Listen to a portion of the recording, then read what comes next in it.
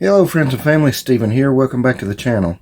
Today I'm going to show the final reveal on not only my first completed build this year for 2024.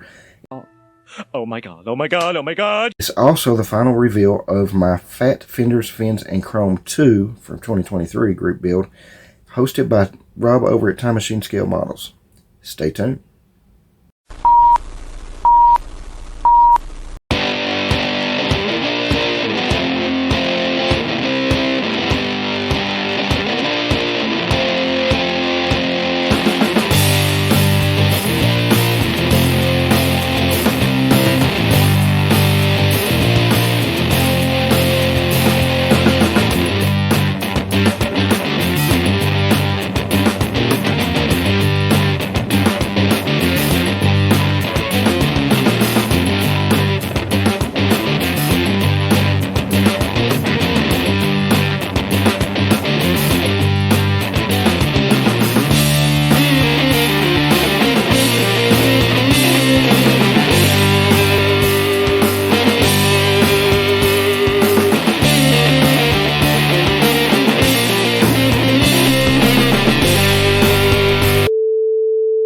And for this year's entry, I built the Revell 1957 Chevy 150 utility sedan. It's the Black Widow 2-in-1 kit, where you can build this kit out of the box either as a stock 150 utility sedan or as the Black Widow NASCAR race kit.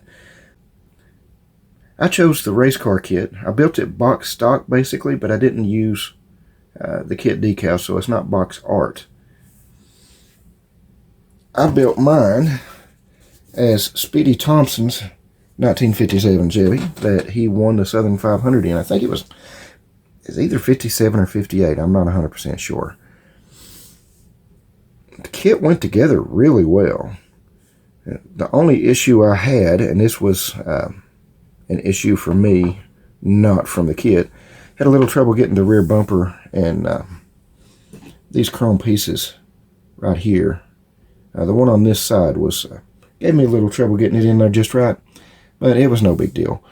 I did not realize that the car had two exhaust options, so I think I used the street car option, but it's okay, I like it. And the decals, which came from Mike's Decals, cannot remember the brand or who made the decals. They had been printed on a LaserJet printer, so it's only supposed to be working on a white car anyway, which that worked out really well, you know, since Speedy's car was white. This was also the first time that I ever used a Molotov chrome pen. Used it for all of the chrome that had to be painted on, you know, the side trim, around the windshield, everything. Used some masking tape and just masked off above and below it, and then used as steady of a hand as I could. I really like the Molotov chrome. You know, so I've used silver Sharpies for years to do chrome. This looks much more realistic. Yeah, everybody else has been using this, and I've been seeing them use it, but I just gave it a try. Everything went together great. I'm really happy with the way it came out. Don't know why this turntable stops right there. It won't do a complete go around. But the kit decals that I use, I used the Chevrolet emblems and the grill insert decal. And these park lights, I don't know if that's accurate the way it's supposed to be, but I used an orange Sharpie over the chrome to get those done. Of course, I used a Tamiya panel line wash in the grill. Let's get you a little better shot of that. Turned out really well. See if I can get it to focus. There we go. Really happy with that. Of course, it's got the block off plates for where the headlights would be and all that, because it's a race car. And one thing I did, I painted all four wheels white before I realized that the real car had black rear wheels. No! If that's the worst thing that happens, it was a really good build. One part that I did have a little trouble getting on was that teeny tiny tachometer sitting on the dash there. Sitting right there on the dash. You can see it through the windshield. And the teeny tiny little decal that goes in there. But man, this was a really good kit. I really enjoyed building it. I've never really been big on the Tri-5 Chevys, not the 57 anyway, but man, I really enjoyed building this. It came out really nice. Sits on all four wheels level. Now, I wasn't able to find a lot of information online about this car. You know, other people may have found more information than I can, but all I found was basically a few pictures of the car. So I wasn't real sure what was under the hood. So I know that the kit came with the 283 fuel-injected engine or the option of a 4-barrel carburetor. The 283, the fuel-injected engine, has 283 horsepower, so I'm assuming that the carbureted engine had 220 horsepower. Since the kit, the decal sheet came with decals for 220 horsepower, I took a chance and decided that I would just put the basically stock 4-barrel engine in. If I can get this hood off.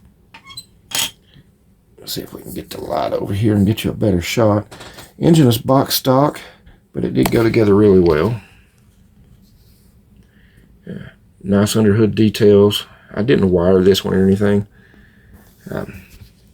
All of the black underhood trim was hand painted with a brush. Now I can't get the light out of the headlight, out of the windshield. Let's go over this way. Try that. Interior, if you can see it, came out really well. The decals that came in the kit laid on pretty well. The seat decals, door panel decals. It was a little tedious to get the door decals on where it's got the molded in door handle and window cranks, but a little bit of setting solution, it laid right down. Yeah, I'm really happy with the way this one turned out. The decals went on really nice. They were easy to work with. If I'm not mistaken, I bought these decals out of the clearance bin at mikesdecals.com. They were either $1 or $2. I mean, they weren't very much at all. And I had this kit in the stash, and I thought, well, that's perfect. So that's all I've got on this model. Well, let me show you the bottom of it. Nothing special. I'm just kind of flat blacked everything and little detail, not much. But, you know, I don't display my models upside down in the display case. I display them like this. Really happy with the way it turned out. I highly recommend this kit if you can get your hands on one.